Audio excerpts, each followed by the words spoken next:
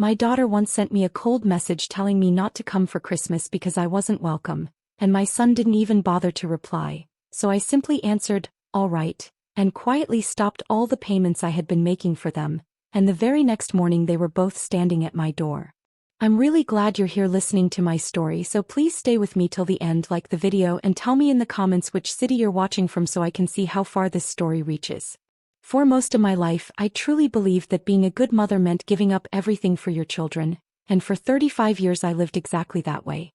My name is Margaret Chin, I'm 62 years old, and I spent almost my entire life making sure my two children, Jessica and Brian, never lacked anything. My husband Tom passed away 7 years ago and left me a steady pension, a fully paid house in a quiet part of Cleveland, and some small savings, so while I was never rich, I lived comfortably and felt secure. I was also very generous, maybe too generous without realizing it at the time. Every single month I sent Jessica $1,500 without fail. She was 34, married to a man named Derek who could never seem to keep the same job for long, and they had 2 children, Emma and Lucas, who meant the world to me. There was always some new reason they needed money, like health bills, car problems, dance lessons, or tutoring. My son Brian, who was 31 and worked in tech support, received $1,000 every month. And somehow his pay was never enough either because there was always rent, loans, or car payments to worry about. On top of that, I paid for expensive birthday gifts, holiday presents that stretched my budget, and so-called emergency loans that never came back to me. If Jessica's washing machine broke, I bought a new one, and when Brian's computer stopped working, I replaced it almost immediately. I kept telling myself this was what a loving mother was supposed to do, but over time something started to feel wrong. Their calls became short and businesslike, mostly about whether the money had been sent or if they needed more, and the words, "I love you," started to sound empty, like they were only said out of habit. Even at Thanksgiving, Jessica barely spoke to me and spent most of the time staring at her phone, and that's when I realized things were not the way they used to be. Brian showed up late that Thanksgiving and left early, saying he had plans with friends, and neither he nor Jessica asked how I was doing, whether I felt lonely in that big quiet house, or if my joint pain was acting up again, and even though it hurt, I told myself this was normal and that they were just busy with their own lives. Then December came and brought the first real heartbreak when I casually said I would love to spend Christmas together, either by visiting Jessica to help with cooking and watch the kids open their gifts, or by hosting everyone at my place like we used to. But instead of a call, I received a cold text message that I read again and again because I couldn't believe it was real, telling me not to come, that they wanted time without me, and that I should not call or message during the holidays. I sat down in my kitchen, shocked and shaking, wondering how asking to see my own family could be seen as being a burden, and I waited for Brian to say something, anything, since he must have seen the message, but a whole day passed in complete silence, and that silence hurt just as much. That night, I couldn't sleep and lay awake thinking about my late husband and questioning where I had gone wrong and whether I had given too much for too long. The next morning, while sitting at my table with a cup of coffee, I opened my bank account, looked at the monthly transfers I had been sending for years, and after thinking about their words and their lack of care, I finally made a decision that even surprised me. I stopped every single payment and sent back just one short reply, "Okay," and then sat there quietly, realizing my life had just changed. After the first wave of shock passed, I didn't feel angry right away, but instead I felt a strange, calm need to understand everything, so I opened my banking app and started looking not just at recent months, but at years of records, and I even made a simple spreadsheet like Tom used to do when we planned our budget together. What I saw made my stomach turn, because in just 5 years I had sent Jessica about $90,000 and Brian around $60,000 in regular support, and that didn't even include all the urgent help and gifts like car repairs, medical bills, deposits, trips, holiday presents, and expensive items for the kids. And when I added it all up, the total came to $173,000, a number I had to check again and again because it felt unreal. That money was almost everything Tom had left to keep me safe in my later years. And now I was sitting there with cold coffee, shaking hands, and the painful thought that all I had gotten back was a message telling me not to come for the holidays and a son who stayed quiet. Then Jessica called, and instead of asking how I was, she went straight to the money and told me to turn the payments back on because her bills were due. And when I said no, she got upset and said I was being unfair, but I calmly reminded her that I had bills too and that for once, I had to think about my own future. That I realized that even my fully paid house wasn't truly free and clear anymore, because 2 years earlier I had taken a small loan against it to help cover Emma's medical costs, and On top of that, my own medicine bills kept getting higher every year. I told Jessica I had to go and ended the call, and when the phone started ringing again right away, I simply turned it off, and for the first time in weeks the house felt completely quiet. In that calm, I understood I couldn't just stop helping them and hope they would suddenly change, because that would only make me look like the bad person, so I knew I needed a real plan and clear steps. I opened my laptop and spent hours reading about protecting older people's finances, how to keep records, and how to make sure no one could take advantage of me again. And by late night I had written down a simple strategy. Gather all the proof, talk to Tom's old lawyer Samuel Harrison, move my savings to a new account, and then wait and see how my children truly behaved. When I finally went to bed after midnight, I felt tired but peaceful, because for the first time in many years I was thinking about my own life, and that felt like waking up after a very long, heavy sleep. 3 days after I stopped the payments, I sat in Samuel's office and laid everything in front of him: the spreadsheets, the printed bank records, the saved messages, and a clear timeline of how often money had been taken from me, and he went through it all slowly with a serious look on his face. When he finally looked up, he said the total I had given away in 5 years was enough to be considered financial abuse under Ohio law. And even though the word elderly hurt to hear, I forced myself to listen, because he explained that pressure, guilt, and those harsh messages formed a clear pattern of manipulation. He asked about my age and health, wrote down notes about my arthritis and blood pressure, and then told me honestly that if I wanted to stay safe, we had to act fast by changing my will, keeping records of every future contact, choosing a neutral person to handle my finances if needed, and being ready to take legal steps if things got worse. I left his office with a heavy folder and shaking hands, and that same evening, while making a simple dinner at home, my phone buzzed with a message from Brian saying Jessica thought I was acting strange. And in that moment I knew the real test was just beginning. When Brian texted that he needed money for rent due the next day, I stared at the screen for a long time, because once again there was no concern for me, no apology, only a demand. So I replied calmly that I had made some financial changes and he would need to manage his budget differently from now on. He immediately panicked, blamed his sister's stress, and announced he was coming over, while Jessica also sent angry messages, but I chose not to answer and instead went to my bedroom to open the old box of cards and letters they had sent me over the years. As I read them in order, I saw how the warm, loving notes from their childhood slowly turned into short, empty messages, and then into nothing at all, with recent years bringing only quick digital cards or late texts. One card from 2 years ago stood out, praising my endless generosity, and for the first time I understood it was really about what I gave, not who I was, so I took a photo of it and saved it in a folder on my phone, knowing I needed to start keeping proof and finally face the truth about our relationship.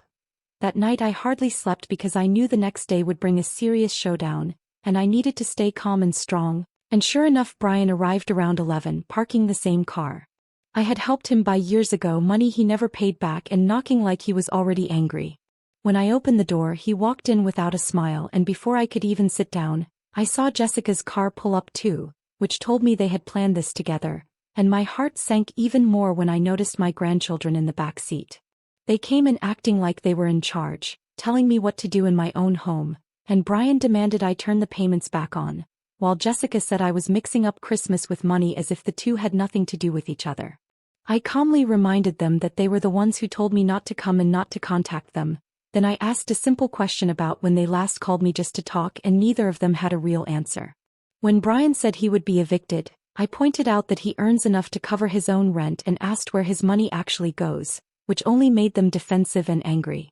Jessica raised her voice and said it was my duty as a mother to support them, but I told her there is a big difference between helping and endlessly carrying someone who refuses to stand on their own.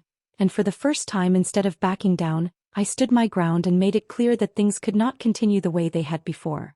They said they were struggling, and that word finally pushed me to open the folder I had prepared and calmly remind Jessica about the expensive vacation she and her husband had taken just months earlier, the one she proudly posted online, which didn't look like hardship at all.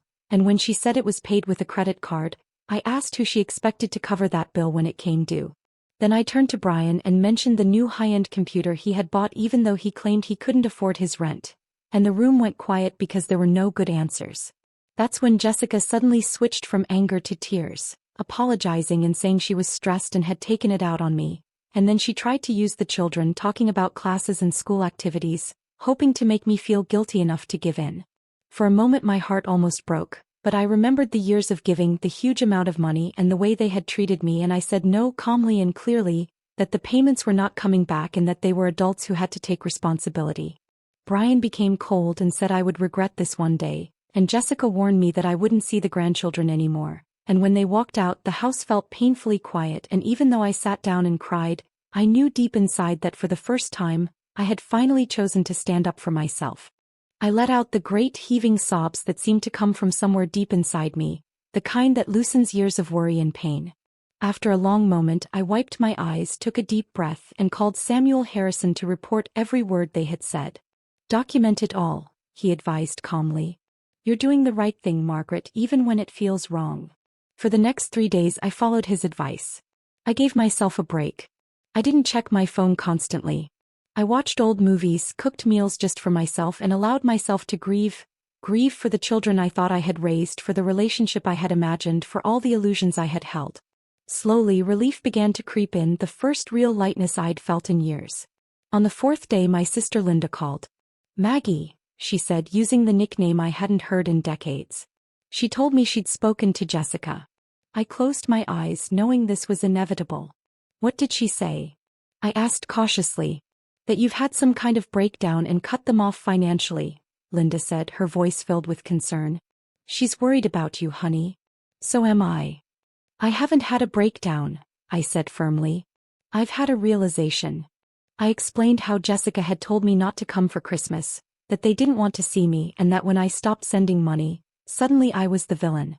Silence followed on the other end before Linda finally asked, "How much were you sending them?" "Thousands every month for years," I admitted. Her tone softened. "Oh Maggie, why didn't you tell me?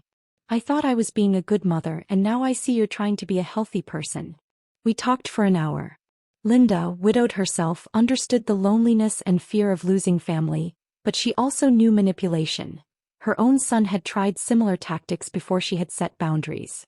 "It's going to hurt," she warned. "They'll try everything.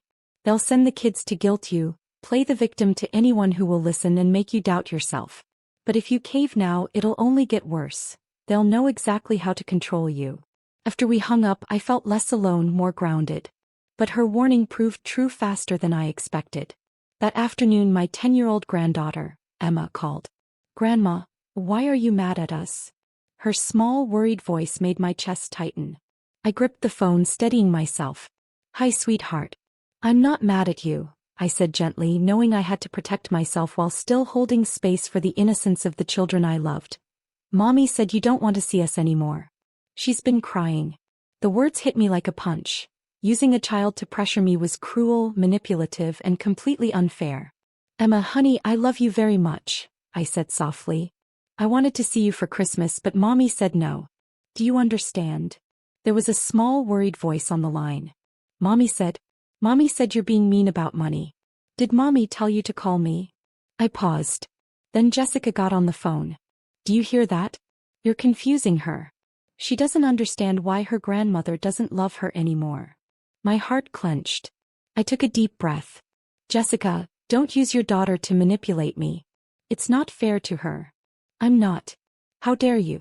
I'm trying to help Emma understand why our family is falling apart," she shouted. I stayed calm.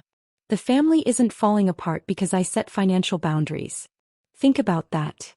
I hung up, my hands shaking but my resolve firm. I called Samuel Harrison again. "They're using the grandchildren now," I said quietly. "Predicted," he replied. "Don't engage. If they continue, it's harassment. We're documenting everything." That evening I did something I hadn't done in years. I went to the community center where Tom and I used to take ballroom dancing classes. A support group for widows and widowers met there on Thursday nights. I walked in nervously. About a dozen people aged 50 to 80 sat in a circle. Carol, the facilitator with a kind face, welcomed me. "I'm Margaret," I said. "My husband died 7 years ago, and I'm having trouble with my adult children." The stories that followed shocked me. I wasn't alone. 3 other women had similar experiences. Adult children who saw them only as sources of money. One man's son had stolen his credit cards. Another woman's daughter had forged her signature on loans. "The hardest part," said a woman named Ruth, 73, is accepting that the children you raised aren't the adults they became. You hope they'll change, go back to being the sweet kids you knew, but sometimes they don't. I asked softly, "What did you do?" Ruth looked at me. I changed my will. Left everything to a scholarship fund in my late husband's name. When my daughter found out, she didn't speak to me for a year. Then one day she called and really apologized. We're slowly rebuilding now, but it took hitting rock bottom for her to see what she'd become. And if she hadn't apologized, Ruth had said with a sad smile, at least I'd have peace knowing I hadn't rewarded bad behavior. Either way, I'd be free. Free. The word lingered in my mind as I left the meeting with phone numbers, support, and a clear understanding that setting boundaries wasn't cruel. It was necessary for my well-being. Back home, I made a cup of tea and settled into Tom's old chair, thinking about our savings, the house, the life insurance money, Jessica's tears, Brian's threats, and Emma's confused little voice. Ruth's words kept echoing, either way, I'd be free. The next morning, I called Samuel Harrison. I want to change my will, I said. I want to create a trust with very specific conditions. He listened, offered guidance, and for the first time in weeks, I felt a genuine smile on my face. Then one Sunday morning they arrived, both of them without warning. I was on the porch with my coffee, enjoying the crisp December air when two cars pulled into the driveway. Jessica got out first, followed by Derek, and Brian stepped down from his car alone. They approached cautiously, together but measured. "Mom," Jessica said softly, "can we talk? We've been thinking and we want to make things right." I studied her carefully. The tears from before were gone. This was different. Humble, conciliatory, and sincere. "Come in," I said. We settled into the living room. Derek, usually quiet, spoke first. "Margaret, I owe you an apology. I should have managed our finances better. I shouldn't have let Jessica rely on you so much. That's on me." Interesting, he was taking responsibility to soften Jessica's image. Then Brian leaned forward. "Mom, I've been thinking too. I've been irresponsible with money. I see that now and I'm going to make changes." Their words seemed genuine, almost convincing. "I appreciate you coming," I said. "What kind of changes?" Jessica glanced at Brian. "We thought maybe we could work on a budget together. You could help us learn to manage money better. You and Dad always handled it so well." "A budget?" I repeated.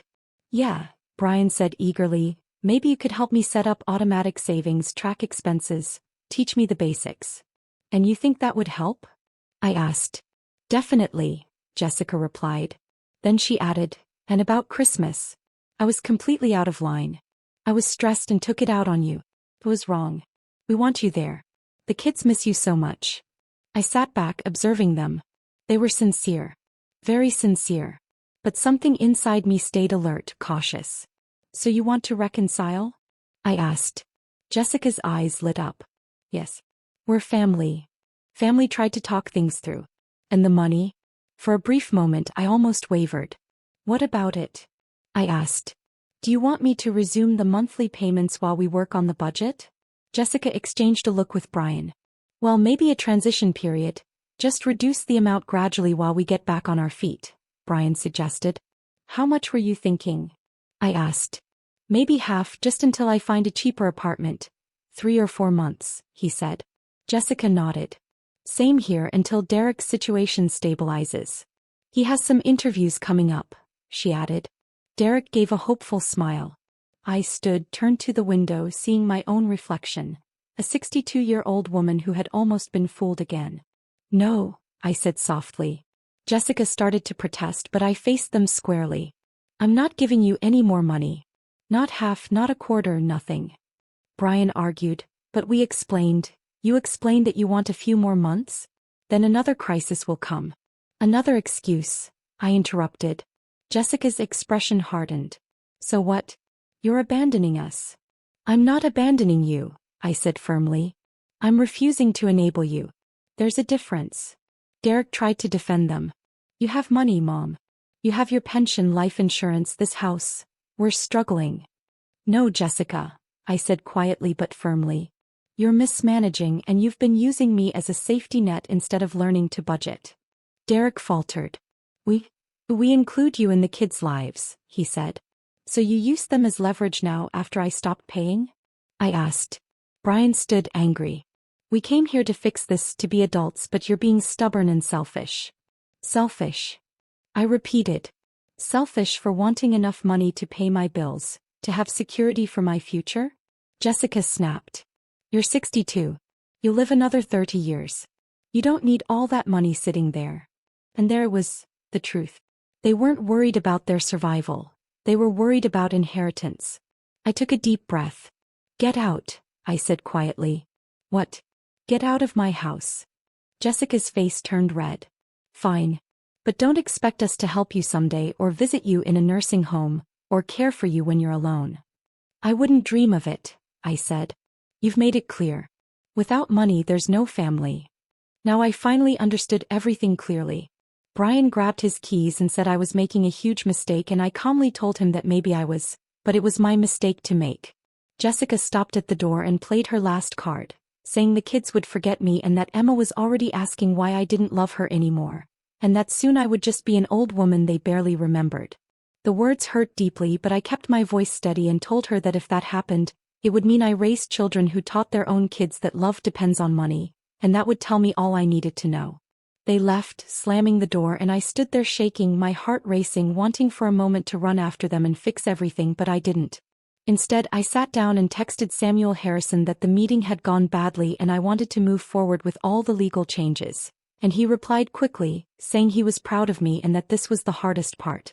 I wasn't sure I believed him, but I kept going. Christmas passed and I spent it with my sister Linda's family, and even though it hurt terribly not to see Emma and Lucas, I got through it. Then 2 days after New Year's, Samuel called and asked me to come to his office right away, and when I arrived he showed me a document that made my stomach turn. It was a request for legal guardianship over me. He explained that Jessica and Brian were claiming I was not mentally fit to handle my own affairs and wanted to take control of my finances, even saying I was acting irrationally and showing signs of memory problems. They had even attached a letter from a doctor I had never met, someone Derek knew, saying he was concerned based only on what they told him. I felt like the room was spinning, but Samuel told me not to panic and said we would fight it strongly, because this kind of move would not hold up when the truth came out. They were trying to take control of my property by claiming I wasn't capable of making my own decisions, and Samuel told me that if we acted quickly we could stop it. He had already arranged a court date and said I would need a full, independent mental evaluation to prove I was perfectly fine. A few days later I met Dr. Rachel Winters, a kind but very thorough specialist who spent hours with me doing memory tests, thinking exercises, and asking detailed questions about my life and choices. When we were done, she smiled and told me I was one of the sharpest people she had seen in a long time and that there was absolutely no sign of any mental problem at all, and she promised to send a strong report to the court.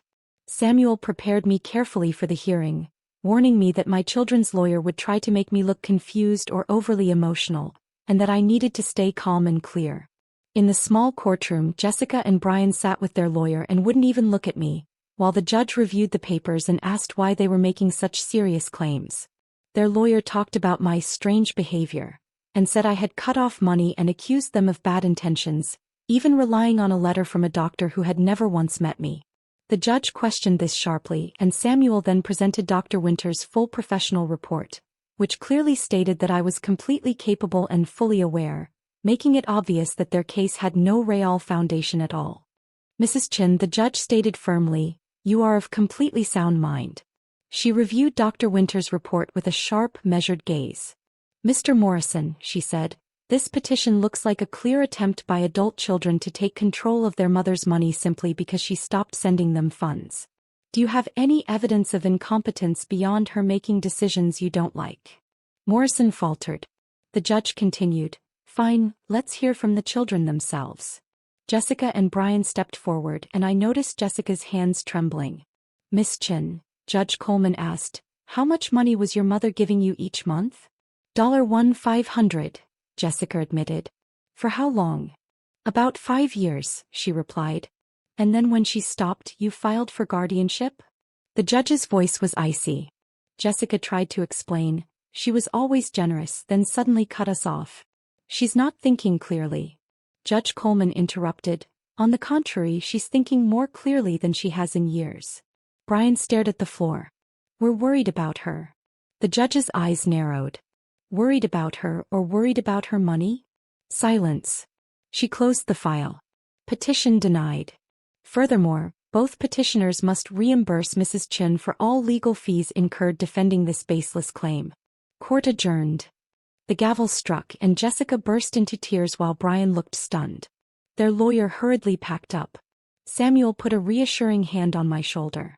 "You did it," he whispered. As we left, Jessica called after me, mascara running, face red. "Mom, wait. How could you do this to us? We're your children." I turned, calm and steady. "No," I said. "You're adults who tried to declare me mentally incompetent to take my money. That is not what children do." I walked away without looking back. The next day, Samuel called me to his office. "Before we finalize your new will and trust, I want to make sure you are certain," he said. I looked at the papers in front of me, knowing with complete clarity that this time, I was choosing myself. I finalized my new will and trust that week, setting up a charity fund in Tom's name and creating special college accounts for Emma and Lucas that they can only touch when they turn 25, with strict rules so their parents can't get near that money. And I told Samuel I was completely sure about my decision, adding that part of what I leave behind should also go to Linda's children, who actually called just to ask how I'm doing. When I signed those papers, every signature felt like a weight lifting off my chest and a step toward peace. A few days later, Jessica and Brian were officially ordered to pay my $8,000 legal fees and received a formal warning that any more pressure, threats, or tricks would lead to serious legal trouble. Jessica left me crying messages blaming everyone but herself. Brian sent a cold, angry note saying I had ruined the family, and I deleted both. But the message from Emma saying she missed me and that Lucas had made me a drawing nearly broke me. Still, I knew they were using the kids to pull me back in, and I couldn't let that work. So I asked Samuel what I could do and learned that for now the college funds were the only safe way to help them. A couple of weeks later, I ran into Derek's mother at the store and she quietly told me the truth had finally come out. That Derek now knew the guardianship idea was pushed by Jessica and that their home was full of arguments since the court shut everything down, which only confirmed that I had done the right thing. Even if it still hurt that I told Patricia I was sorry and I really meant it. She shook her head. "Don't be. They made their choices. For what it's worth, I think you did the right thing. My son's been the same way. He drained my sister for years because she gave in to keep the peace. You were brave." Those words stayed with me for days, a quiet reassurance. Then in early February I got a Facebook message from someone I didn't know. It was Melissa Carter, Brian's girlfriend. She said they'd been dating 3 months but he hadn't mentioned her, and that Brian had a serious gambling problem, online poker, and had been using the money I sent him to cover his debts. She was trying to help him but he wouldn't listen. I sat there stunned. Gambling explained everything. The constant requests for money, the secrecy, the inability to save. I forwarded the message to Samuel Harrison to keep on file just in case. By March the truth had spread through the family. Linda had told relatives what had really happened. Most of them sided with me once they heard everything, and Jessica and Brian found themselves increasingly isolated. Their story of me abandoning them fell apart under scrutiny. Why file for guardianship right after I stopped payments? Why offer to spend Christmas with them if I didn't care? Meanwhile, I was thriving.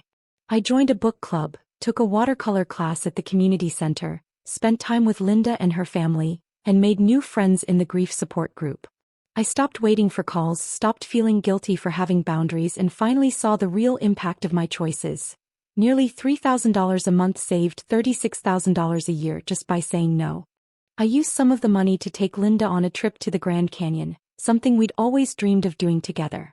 I donated some to a women's shelter, prepaid my funeral and long-term care insurance so I'd never be a burden, and for the first time in years I slept peacefully. By summer my new life had fully taken shape. I joined a seniors hiking group that met every Saturday, exploring easy trails in the Cleveland metro parks. I loved the fresh air, the exercise, and the company of people who only wanted my presence, nothing more. Ruth from the grief support group became a close friend. We had coffee every Tuesday, movies on Thursdays. She introduced me to her son Michael, who helped me set up a safer computer system and taught me how to protect myself online. "My mother talks about you all the time," he said. "She says you inspire her." Inspiring? Seemed absurd, but it felt good. I redecorated Tom's old office into an art studio, painting landscapes, flowers, and abstract pieces that expressed emotions I couldn't otherwise put into words. The community center invited me to volunteer teaching basic computer skills to other seniors, which I gladly did every Wednesday afternoon. Linda and I started planning another trip to Ireland in the fall. "You seem happier than I've seen in years," she said over lunch. I realized she was right. I didn't know how heavy that burden had been until I let it go. Any regrets? I thought of Emma and Lucas daily, but not about the decision itself. That had been the right choice. Through the grapevine and occasional social media updates, I learned how Jessica and Brian were doing. Not well. Derek left Jessica in April, filed for divorce, and took the kids temporarily for joint custody. Jessica now lives in a rental apartment, working 2 jobs, struggling with debt she'd hidden. The guardianship attempt had been the final straw. The children thankfully are okay. Derek is a decent father when he's not enabling Jessica, holding a steady job, and taking responsibility that he told Patricia he felt ashamed for not standing up to Jessica sooner. Part of me felt satisfaction, part sadness, but mostly relief that Emma and Lucas now had at least one stable parent. Brian's situation was far worse. Melissa had broken up with him after he refused help for his gambling addiction. He'd been evicted and was couch surfing, moving from one friend's place to another. I heard through my cousin Rachel that he'd shown up at her door asking for money, claiming some medical emergency. Rachel, knowing the truth, refused. "He looked terrible, Margaret," she said, thin, exhausted, and desperate. But I remembered what I'd learned about enabling. Instead of giving him money, I provided the number for a gambling addiction hotline. "Thank you," he muttered when I handed it over. In July, a letter arrived, not from Jessica or Brian but from Derek. It began with a heartfelt apology. He admitted he'd been weak, allowed Jessica to manipulate him, and regretted not speaking up against the guardianship petition. He explained that Emma and Lucas missed me terribly, and included drawings and cards they had made. Emma's picture showed us holding hands under a rainbow. Lucas's shaky letters simply read, "I love Grandma." I cried for an hour. Then I called Samuel Harrison to ask if I could see the kids legally, but only with Derek present, not Jessica. He confirmed it was possible and offered to draft a formal arrangement. 2 weeks later, Derek brought Emma and Lucas to a park halfway between our homes. I met them there with Ruth for support. The children ran to me and I held them close, breathing in their innocent laughter and the warm scent of summer grass. "Grandma, we missed you so much," Emma exclaimed, squeezing me tight. We spent 2 joyful hours together. Lucas on the swings, Emma doing cartwheels, while Derek gave us space but smiled quietly at their laughter. As we said goodbye, Emma whispered, "Can we see you again, Grandma?"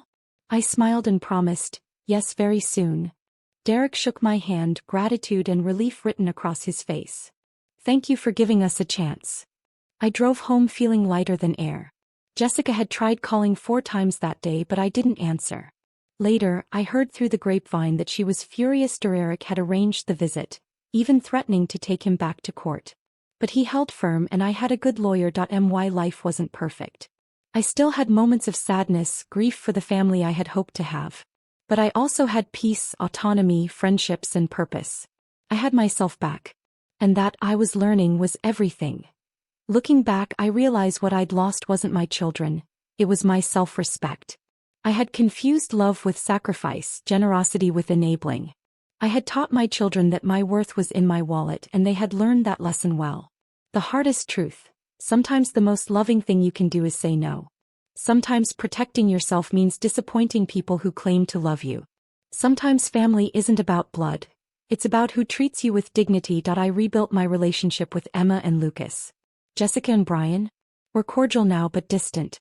They learned consequences. I learned boundaries. To anyone listening who feels trapped by their own children's demands: you are not an ATM. You are not selfish for protecting your future. Your love should not come with bankruptcy. What would you have done in my situation? Would you have stood firm or given in? Think about it. And if my story resonated with you, I'd love to hear your thoughts in the comments. Have you faced something similar? How did you handle it? Thank you for listening. Sometimes we need to hear that we're not alone. That setting boundaries isn't cruelty, it's survival. Take care of yourselves. You deserve it.